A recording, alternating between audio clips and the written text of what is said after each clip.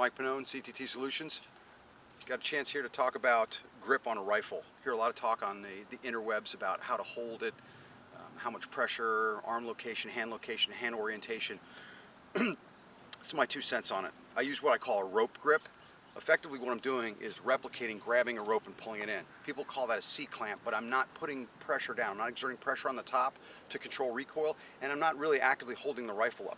What I'm doing is reaching forward and grabbing the rifle, okay, and pulling it straight back into my shoulder, exerting that straight pressure. Okay? The reason that my finger is forward is that is a natural orientation of my hand without breaking that wrist. I find it more comfortable, and I'm using my body's intuitive ability to point, but now I have a rifle attached to it. So when I point, there's my rifle. Okay, it's oriented towards the direction that I want to engage. As far as arm flexation, I don't extend my arm and lock it. I don't bring it all the way back in. I bring it to a normal position as if I were going to shake someone's hand, that I have a natural bend in my elbow, which is the intersection of strength and dexterity. I've got the best power and control on that rifle that I can exert in that range of motion. The further back you grab a rifle, people that grab a magwell, you run the risk as a right-handed or left-handed shooter of fouling that magwell, and you have less fine control of the rifle.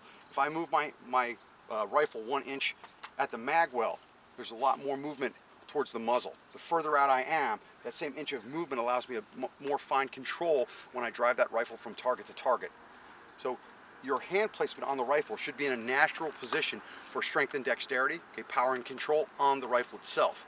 Again, the difference between me having a finger pointed forward and my thumb over the top, or having a thumb pointed forward, is just a personal preference that I have because it's more comfortable. If I have accessories on my rifle that don't allow my thumb to come over my finger to point forward, I'll just bring my thumb down. If I have a touchpad for a laser or a light that I'm using, I can bring that thumb back down, more like a pistol support hand grip. But again, don't get too caught up in the thumb over the top. It's there for comfort. It's not there for control. I'm not holding that rifle down, and I don't really have to hold the rifle up. If I pull straight back into my shoulder, it controls the weight of that rifle perfectly fine without actively holding it up or down. What I want to do is exert just enough pressure to stabilize that rifle in my shoulder based on the engagement speed and the level of precision that I require, and no more. Any more is going to cause muscle tremors. It's actually going to make me less stable. All right? Don't over control the rifle, and don't try and find a grip on that rifle that looks like someone else's. Grasp it in a manner that feels comfortable. When I mount this rifle, that feels good to me. I've got a natural bend in my arm, intersection of strength and dexterity. I'm pointing at the target using my body's natural ability to point. Now it's connected to a rifle, right?